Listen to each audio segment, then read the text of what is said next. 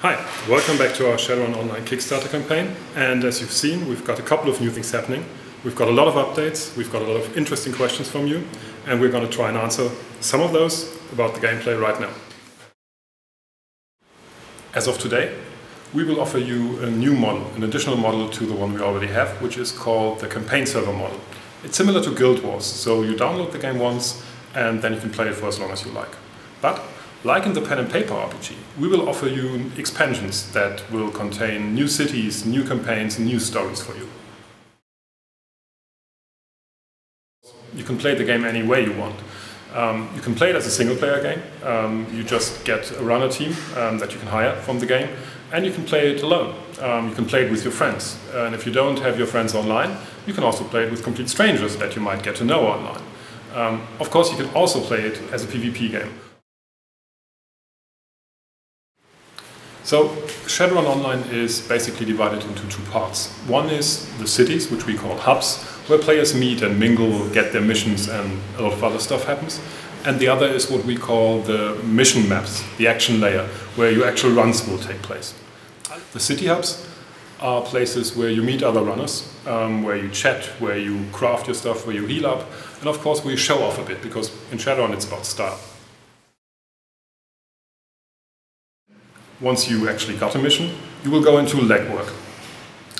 Legwork missions are there for identifying your enemies, for finding intel on the location that you're supposed to get to, for getting some advantages, maybe an edge, because you know knowledge is power. So legwork is all about finding out stuff, preparing your run. Legwork missions can also be dangerous. If you're bribing the wrong ganger, if you have a random encounter on your way to the Orc Underground, that's all part of a legwork mission already.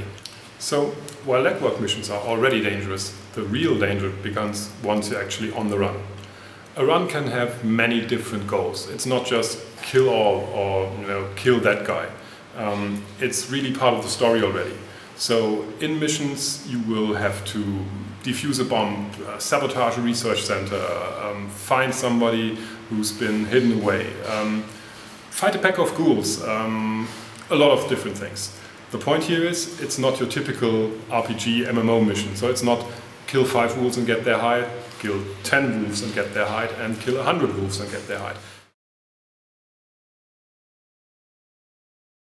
So for example, your runners are hired to sabotage a secret research facility which is housing a newly created AI.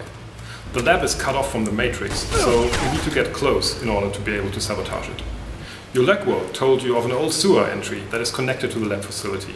And better legwork would have told you that the sewer is filled with toxic sludge, which would have been good to know in advance. Unfortunately, as you arrive there, a gang raid took place and security has sealed off the whole area.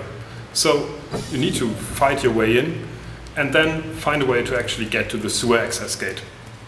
Then, when you get in, you find another runner team has made it here before you, so now it's a race. Now, depending on whether you sabotage the research facility or not, this may in turn free the AI inside the facility and unlock new missions. And of course, the sabotage could be hurting Evo, who run the lab, and the stock market prices for Evo would fall live as your mission succeeds. So your success in a mission or your failure will affect the world. It will change corporation stock prices, it will unlock new campaign parts, and it will also affect the other runners. All the missions are part of a greater storyline, so it's not just a row of meaningless FedEx missions sending you from A to B. The first campaign will have a distinct plot involving corporations, AI, and a lot of scheming. But not only that, the collective actions of all the players will decide on how this story will unfold.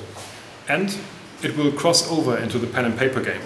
So whatever you do will actually write Shadowrun future.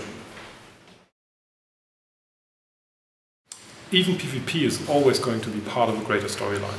It might decide on corporate stocks rising and falling, or it might decide on which gang controls the turf in the cities. Hell, you may even want to become one of those gangs by teaming up with other runners. Thank you for listening. In our next update, we want to explain a bit more about the micro gameplay, how we transfer the Shadowrun pen and paper rules into Shadowrun Online, how the action system works, how the combat works. So all of this is going to be explained next time around. Thank you for supporting us and stay tuned.